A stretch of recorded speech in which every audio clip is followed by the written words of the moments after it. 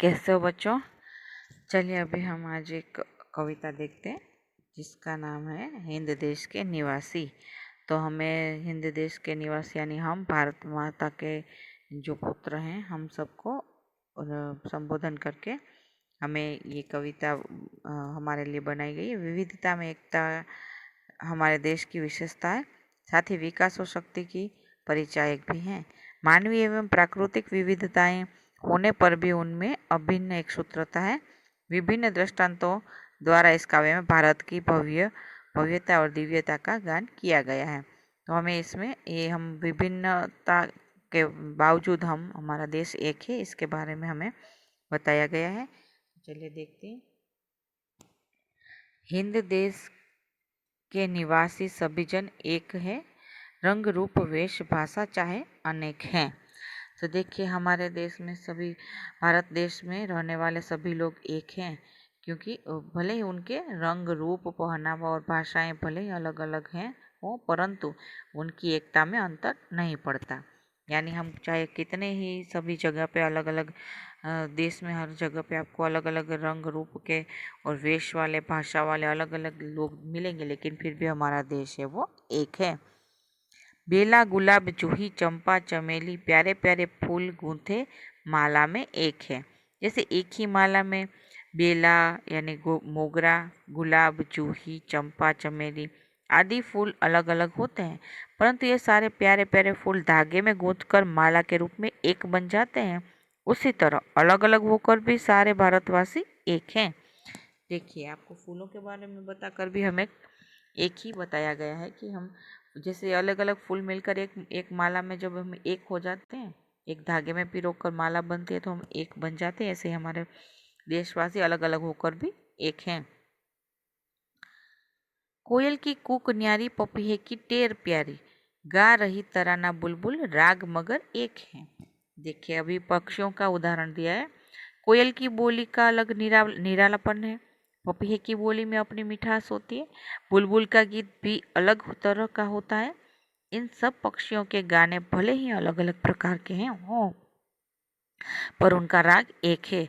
इस तरह अलग अलग बोली और भाषा बोलने वाले भारतवासियों की आवाज़ एक होती है। जैसे हमें कवि ने बताया कि भले हम अलग अलग हैं पक्षियों की तरह, लेकिन जैसे पक्षी सभी का अपनी अलग पहचान है, वैसे ही अलग पहचान होते हुए भी वो उन सब का राग एक है, यानी सभी एक ही सुर में गा रहे हैं। हमारे देश के भले ही हमारे देशवासी अलग अलग प्रांत के भाषा के हैं, लेकिन हम सबका कौन सा राग है। हम सब क्या सोच रहे हैं कि हमारे देश को कैसे आगे बढ़ाने हैं, और हम अपने देश को हमेशा आगे बढ़ाने की कोशिश करते रहेंगे, है ना। इसी प्रकार अलग अलग बोली बोलने वाले भाषा बोलने वाले भारतवासियों की भी आवाज़ एक होती है, यानी हम सब एक ही हमारे देश से हमारा जो प्यार है वो कम नहीं होता है। आगे देखते हैं। गंगा यमुना ब्रह्मपुत्र कृष्णा कावेरी जाके जाके मिल गई सागर में हुई सब एक है। देखिए अलग अलग प्रांत से अलग अलग राज्य से आती हुई सभी नदियाँ अलग अलग हैं, पर जैसे ही वह सागर में मिल जाती है तो सब एक बन जाती है। सबकी जो सब अलग अलग जगह से भले ही आती है, लेकिन सागर में मिलके सब एक हो जाती हैं। ये गंगा यमुना ब्रह्मपुत्र कृष्णा कावेरी अलग अलग नदियां हैं, मगर सब सागर में मिलकर एक हो जाती हैं। इसी तरह देश प्रेम में सभी भारतवासियों को एक बना दिया है। सभी भले देश के अलग अलग हिस्सों से हैं, लेकिन हमारा जो देश प्रेम है सबका, वो सब एक सा है ना। आगे धर्म है अनेक जिनका सार वही है, पंथ है निराले सबकी मंजिल तो एक है। देखिए धर्म अनेक है पर उनका सार तत्व एक है, उनकी शिक्षा एक ही है। सभी संप्रदाय अलग अलग है पर सबका ध्येय एक ही है, मनुष्य को उन्नत बनाना। इसी तरह सभी भारतवासियों का लक्ष्य एक है, अपने देश की उन्नति करना, है ना। भले ही हमारे देश में अलग अलग धर्म है, लेकिन सब धर्म यही कहते हैं, मानव धर्म, मानव से प्यार प्यार से रहो, और हम सब हमारे जो सबसे प्यार से व्यवहार करो। सबका सार तत्व एक ही है। ऐसे ही फिर सभी जो लोग हैं अलग अलग पंथ है, सभी कई हमारे एक एक धर्मों में भी अलग अलग पंथ है ना। पंथ अलग अलग होते हैं, तो पंथ भले अलग अलग है लेकिन सबकी मंजिल कौन सी, एक ही है। ऐसे ही हमारे जो देशवासी हैं सब भले अलग अलग धर्म से हैं, अलग अलग संप्रदाय के हैं, लेकिन सबका जो देश प्रेम है वो सबका एक ही सा है, और सब हमारे देश को आगे बढ़ाने के लिए सभी प्रयत्न करते हैं, है ना। तो सबसे मिलजुल कर रहना, यही सब हमें सिखाते हैं सभी धर्मों में। तो ऐसे ही हमें हमारे जो हिंदवासी हैं वो सभी अलग अलग होकर भी एक हैं। इसे इस कविता में हमको समझने को और सीखने को मिलता है।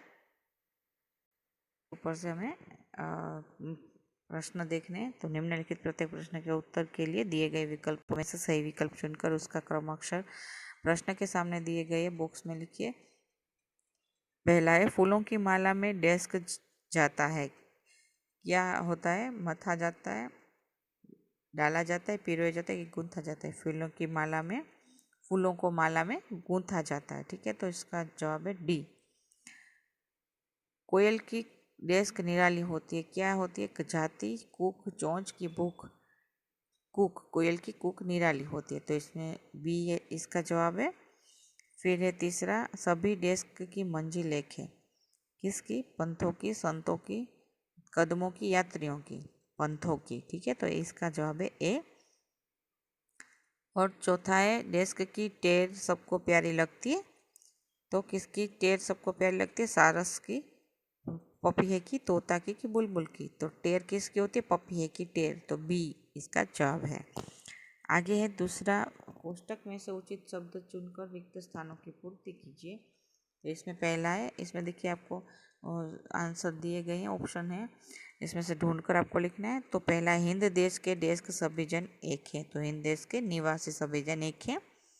दूसरा है, प्यारे प्यारे फूल गूंथे डेस्क में एक है, प्यारे प्यारे फूल गूंथे माला में एक है। फिर तीसरा है, गा रही डेस्क बुलबुल राग मगर एक है, गा रही तराना बुलबुल राग मगर एक है। चौथा है, धर्म है अनेक जिनका डेस्क वही है, यानी धर्म है अनेक जिनका सार वही है। फिर पांचवा है, पंथ है निराले सबकी डेस्क तो एक है, यानी मंजिल तो एक है, यानी पंथ है निराले सबकी मंजिल तो एक है। फिर छठा है, जो शब्द डेस्क के स्थान पर प्रयुक्त होते हैं उन्हें सर्वनाम कहते हैं, तो जो शब्द संज्ञा के स्थान पर प्रयुक्त होते हैं उसको सर्वनाम कहा जाता है, ठीक है। जैसे आपको जवाब लिखने